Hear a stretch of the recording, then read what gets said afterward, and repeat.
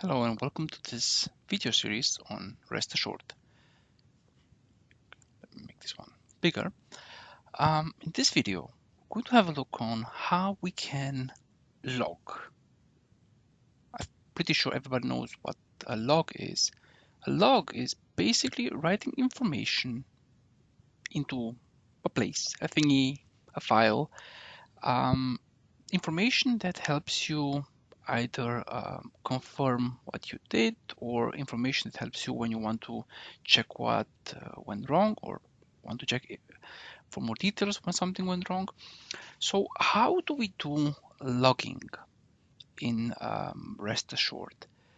Well, it's kind of easy and pretty straightforward, but let's have a look at the moment on how a request is which has absolutely no login.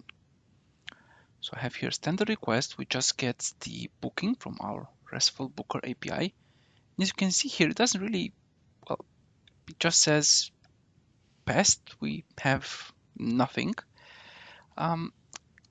Let's add, or let's copy this and say log request. And why do I say log request? What do I think about when I say log request? I think about this part before the get, because you will see in a few minutes that, let's add another priority, that entering the log, so when you want to log, you just put dot and log. And here it makes a huge difference where the log is, where the log is placed. So we have here log, and what do we want to log? Well, let's just log all. We save it and we run it, and let's see if there's a difference to the previous request. Oh, it definitely looks different, right? I mean, it seems to have information about, okay, what is the request method, the URI, headers. And if we were to look in Postman, the request that we did the same request here in Postman, and if I would have a look at the headers, a couple of information is there present in the logs. Okay, so if you want, as I said, if you want to log data regarding or related to the request, you put the logging before the get, post, put, or delete. Okay, so let's copy this. And what if we want to log the response? Not response. So of course we take this away and let's put it here. Say log all. And let's run it again.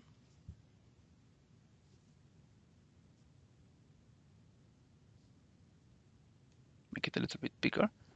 Okay, this is something else, right? I mean, we have the body of the response, we have all the information. Seems way nicer than what we had before. With this, we know, okay, what happened, what was returned. Good, so we have seen that where you put the log does make a difference. So let's see if we can explore a little bit the logging part. So let's see log body 1. And why did I say log body 1? Well, because there's a method here for the login. Instead of log all, you can have log body. And we're now logging in the request body. Oh, sorry, the response body. Because it does make, like I said before, it does make a difference where you put the log. And as you can see, we don't have all that information from before. We just have the body. We just have this part here.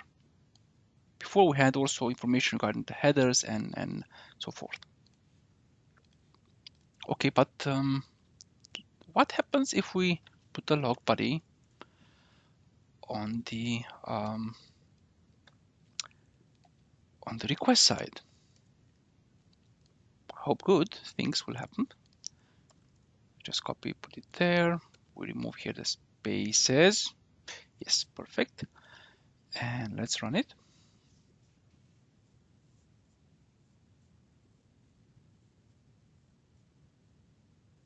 And since we have a GET request, we have no body. Would we have put or a post? We would have a body, like we have in this post set. This is the body. If we would have added here the logging, we could have also logged in the body.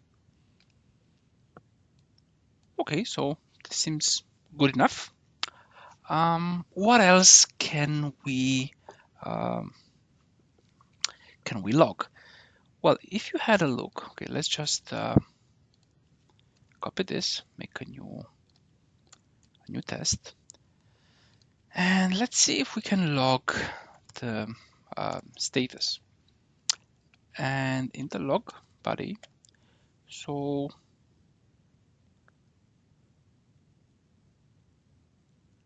see, the status isn't in the request; it's in the response. So rest assured isn't stupid. If I can put it like this, if we put the logging part, okay, let me just delete this because it doesn't like it, which makes sense. And in the log, I put in status and I run it.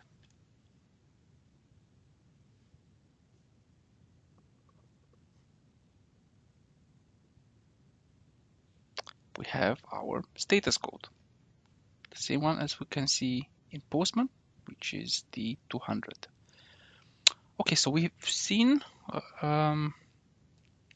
pretty much a lot until now. What I want to show you next is the possibility to, let me think, what would be the most suitable. There is the possibility to log based on condition. So let's say conditional log 1. There are a couple of ways. And if we say, we have a look here, and we say, okay, if we want to log only if the status code is equal to, I don't know, let's say 900. There is no status code now. Or let's say 500. No, let's say 404. Let's say 404. This is the most well-known status code.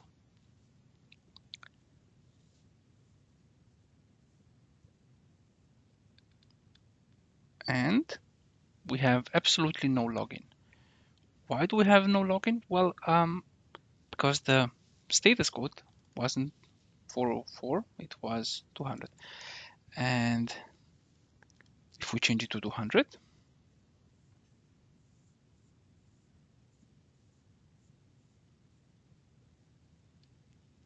we have a full login. Okay, before I said, when I put there 900 and I said,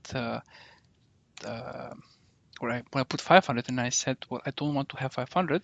The thing is, if you put log and say only on if error,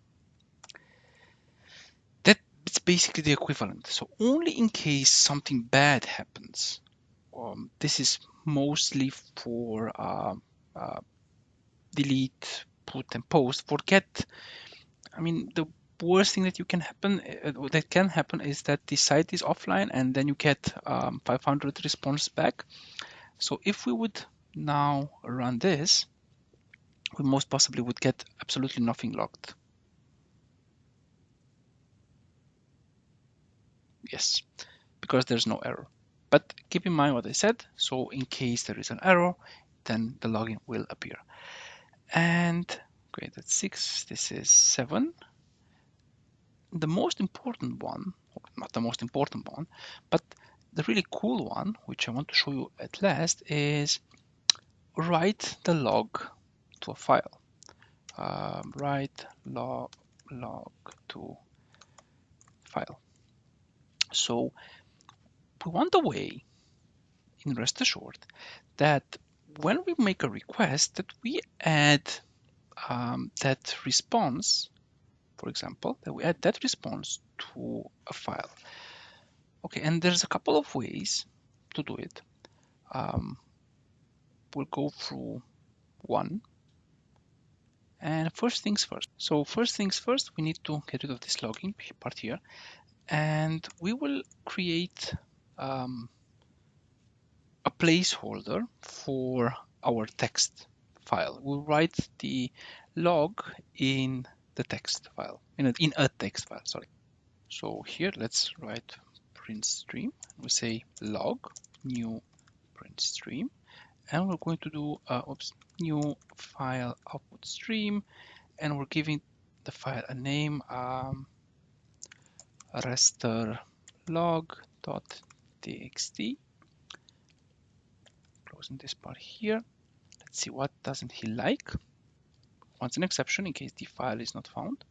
Okay, so now we know where we will have the log written. The question is now, or the only part which we need to enter is how is RestAssured going to know, okay, while you are executing this request, add to this log, add data, basically. And how do we do that? Well, we add here a dot, and we say filter. We say request login filter dot, log request, and then we say the log which we have there, and we do another filter. In this case, it doesn't matter. You see, I'm putting everything here before the when, so that I have, sorry, I make here the request. I have the request, and now I have the response. It's basically the same thing. Log response to, and we say log. And now, with the help of this filter, we have basically said, okay, the response body and the response, the request, sorry, not response, the request and the response, please write everything in this log file. Okay, let's see if this works. So we are running this, and we should have, if all works well, we should have a new file created. Here it is, raster log, and we have the request and the response information, and also the response body. Okay, so there you have it. This is how you can perform different logging steps or different logging types in RestAssured. There are a couple which you can experiment with. Like you've seen, you just do .log and then the magic happens. As always, I hope you like this video. Please write in the comments if you did. Subscribe if you're not already subscribed. And I'll see you in the next one. Have a good one, and bye-bye.